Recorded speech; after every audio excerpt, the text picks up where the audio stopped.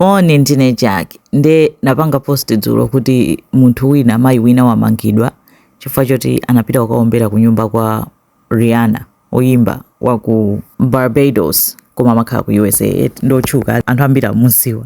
Rihanna ndi mwamuna wake A$AP Rocky. Nde mzimayi amene wagwidwa ndi uyu dzina lake akuti Ivana Lisette Ortiz ali nzaka 35. Nde anangotulukira ku nyumba kwa Rihanna anali panja ndi gate wangoyamba kuombera waombera mwina zipolopolo 10 to 12 weti chipolopolo china pakachalowa nkati chakaombera galimoto yake china chamenya ndithu khoma la nyumba yake A$AP Rocky kunalibe koma Rihanna anali ku nyumba kukhala ngati ndi ana.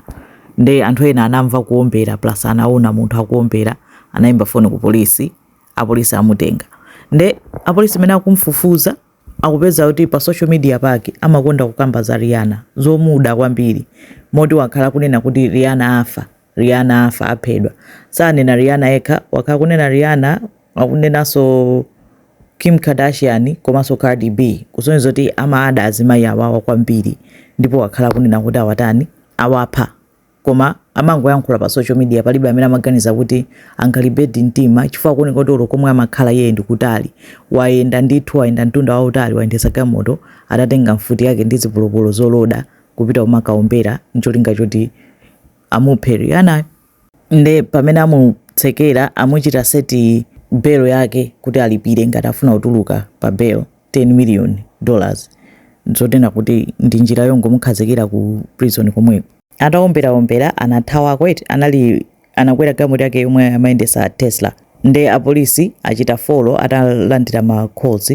alondola mpaka nakampeza kukapaki kwina wake kumene anabisala. Maripota omwe anakazungulira kumeneko apanga ripoti kuti mene anapitako amuona Rihanna wachokako eti anthu atengatenga masuitcase alongedza wachokako kai ku nyumbako palibe amene azoti wapita kukakhala kuti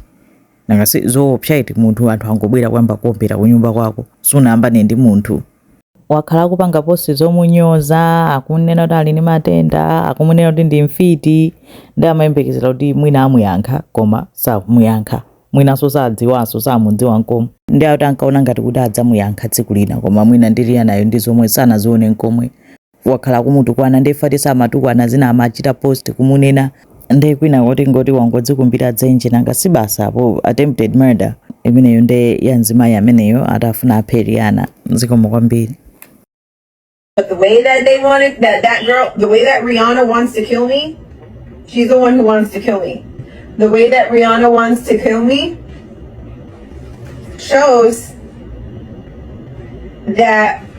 we're not going to show this right now. But this is my heart, Lord, and I am expecting and waiting in that beautiful time for you to show me what you're going to do and how you're going to deliver this promise. It's in my heart and it's in my vitality, and I'm very, very grateful to you for your abundant graces. Listen, Rihanna, when you die, God is taking me to my future.